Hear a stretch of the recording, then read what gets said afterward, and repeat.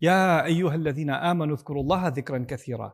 Those of you who believe. Now Allah addresses us after talking about the Prophet ﷺ and says, remember Allah a great deal. Dhikran kathira.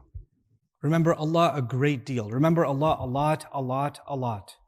Allah could have just even said, Udhkurullaha kathiran. So even the mention of the maf'ul mutlaq, and then on top of that the adjective. Because if you say Udhkurullaha dhikran, that still already means remember Allah a lot. When you say Udhkurullaha dhikran kathiran, it echoes the word dhikr and it adds a lot. So it's almost grammatically inappropriate to translate because you'll butcher English. But it's almost like it's saying, keep remembering Allah over and over and over again. A lot, a lot, a lot, a lot, a lot. Like there's lots of lots here in the word Udhkurullaha dhikran kathira. And it seems like a change in subject. It's switching from the conversation that was happening about the status of Rasulullah sallallahu alaihi wasallam, all of a sudden to you guys should do dhikr of Allah. You should do dhikr of Allah a great deal. There are lots of things to learn here in this ayah, but we're going to start with some very brief commentary about the concept of the word dhikr. Dhikr, even though I've given so many lectures about this word in previous surahs, a brief note is necessary. Dhakar and dhakir is the hardest part of steel. The hardest part of steel is called dhakar and dhakir. Boys are called dhakar also because they're tougher than girls physically.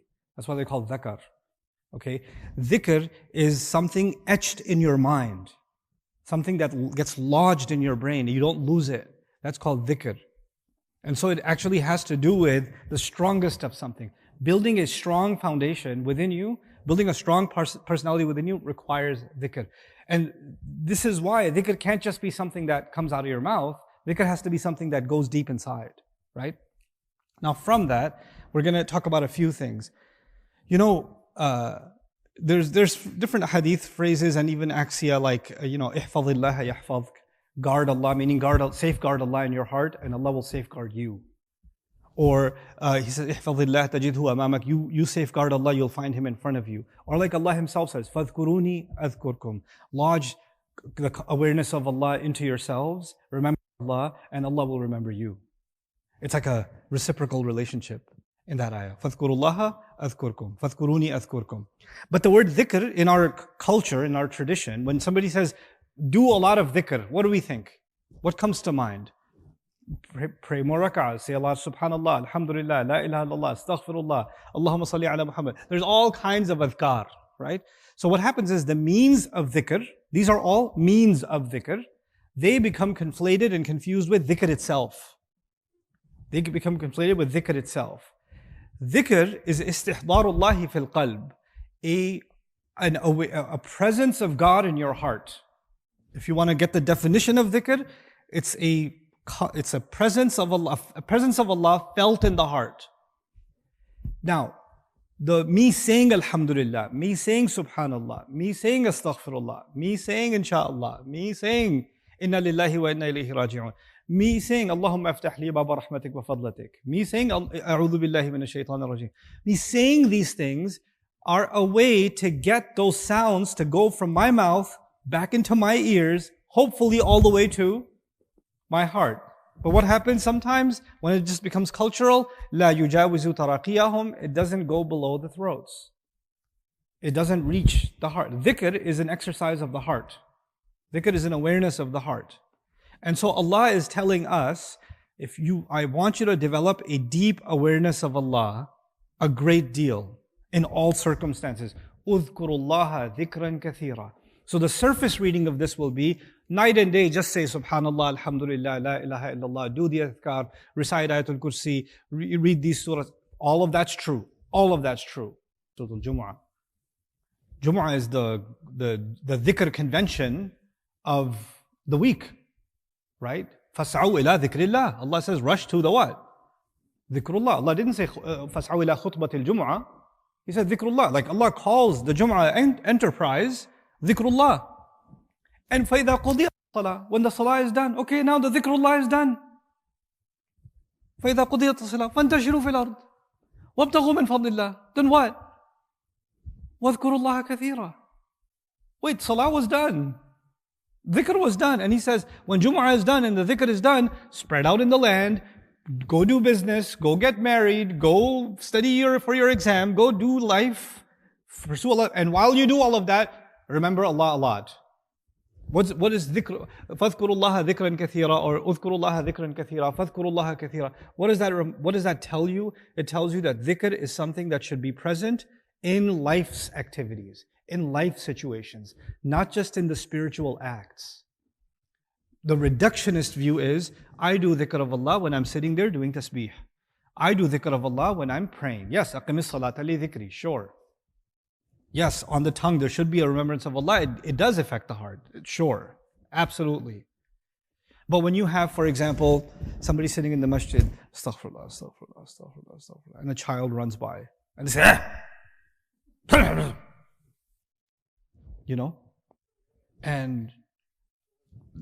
Allah Azza wa Jal describes, وَتَوَاصَوْا بِالصَّبْرِ وَتَوَاصَوْا بِالْمَرْحَمَةِ أُولَٰئِكَ أَصْحَابُ الْمَيْمَنَةِ. There are people that counsel each other to sabr, and they counsel each other to loving care.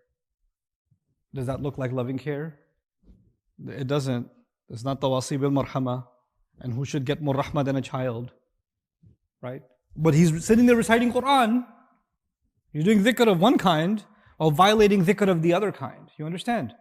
So, Udhkurullaha dhikran kathira is actually a very powerful, comprehensive. There's no end to the depth of this ocean.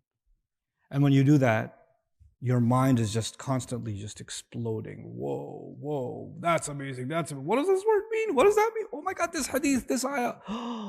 That's incredible. And it's all happening here. But what's dhikr?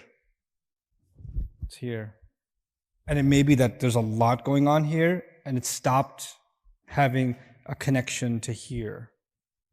Right? That's very possible. So this advice that the believers are being given is very powerful advice. The best of generations that have stood by the Prophet ﷺ in battle are being told, remember Allah a lot, as if to say even you can become calcified and you hear the word of Allah and it stops having an effect on your heart. Make sure you allow it to affect your heart. Make sure you allow that to happen. Udhkurullaha dhikr, for salah also. Now the more you do true dhikr is in the heart, the more tasbih gets rooted in. What do I mean by that? The more you truly think about Allah and remember Allah, and I'll say it again and again until it gets lodged in your head, that becomes a dhikr for you. The ultimate dhikr of Allah is Allah's own words and pondering Allah's own words. You can't remember Allah better than the way He wanted you to remember Him, with His own words, His own speech. Right? The best way to remember somebody's father who passed away is to remember what he used to say. The best way to remember great heroes of the past is remembering their quotes. Right? Well, the best way to remember Allah is Allah's own words. It only makes sense. It only makes sense. Now, if you keep thinking about, in your heart, you keep thinking about the word of Allah, Allah speaking, Allah speaking, Allah speaking, Allah speaking, guess what happens? You never get to have a low opinion of Allah. You never doubt Allah. You never question Allah's decision. You never get nervous about what Allah wants from you, or why is Allah doing this to you. You don't get that. Why? Because Allah's word itself keeps fortifying you. So the dhikr, the more you do dhikr, the better your tasbih gets. Because tasbih is to not have a bad thought about Allah. It's not just saying subhanallah, it's to not have a bad thought about Allah, attributing no imperfection to Allah. So they're both kind of a lazim and malzoom of each other. Now this also plays very beautifully alongside the ayah that was given to us when the mothers of the believers were told, Allah wants to keep purifying your house. لِيُذْهِبَ عَنْكُمُ الرِّجْسَ أَهْلَ الْبَيْتِ وَيُطَهِّرَكُمْ. Let me explain what this means. Dhikr is a spiritual exercise. You guys all understand that? Dhikr is a spiritual exercise. Now imagine someone who's always thinking about God. Let's not talk about a Muslim right now for a second. Just I'm thinking about Allah all the time. Allah is so amazing. I see Allah in everything. I see Allah in what He does here, what He does there. I see Allah's beauty in the sunrise. I see Allah's beauty in the ocean. And I'm just constantly thinking about Allah. Okay, that's pretty amazing. Now you keep thinking about Allah and you keep thinking about Allah, and you start kind of psychologically and philosophically, you start leaving this world. Your mind starts kind of wandering into the world of Allah and the unseen, right? And then imagine there's nothing to hold you back, and you're like, yeah, but now I understand Allah. Now I get it. People don't get Allah. But they haven't thought about Allah enough. That's why they don't get it. I get Him. I see what Allah is doing. And then they can go too far. And they can say, now I can see how this person doesn't have Allah, and this person has Allah, and this person. Yeah, going a little too far there.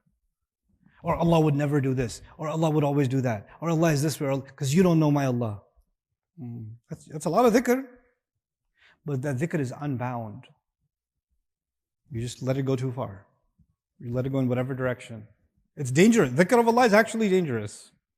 Because it's so powerful. When something is powerful, like a radioactive material, you gotta handle with care. So you have to do a lot of it, but you have to do it within bounds. So what are the bounds? Tasbih. Tasbih means you never cross a line in the dhikr of Allah also. Are there religions that emphasize the spiritual relationship with God and then go in crazy directions? Now they're dancing to remember God, singing to remember God. They're doing all kinds of crazy shows to remember God. Are there even circles of Muslims to remember Allah that will do psychotic things because they're just trying to remember Allah? What are they violating? They may be doing, in their mind, dhikr of Allah, but what is it at the expense of? The tasbih of Allah. Because the tasbih of Allah, not only is that maintaining the perfect conception of Allah, but the tasbih of Allah is done in a very specific way. Bukratan wa asila. The way to do tasbih of Allah is the prayer. The way to do tasbih of Allah is the words He gave you. Right? He gave you specific, prescriptive, spiritual practices. You start leaving those practices and going to some creative dimension. Allah kept that in bound. And He kept that in check by even saying, Sabbihuhu bukratan.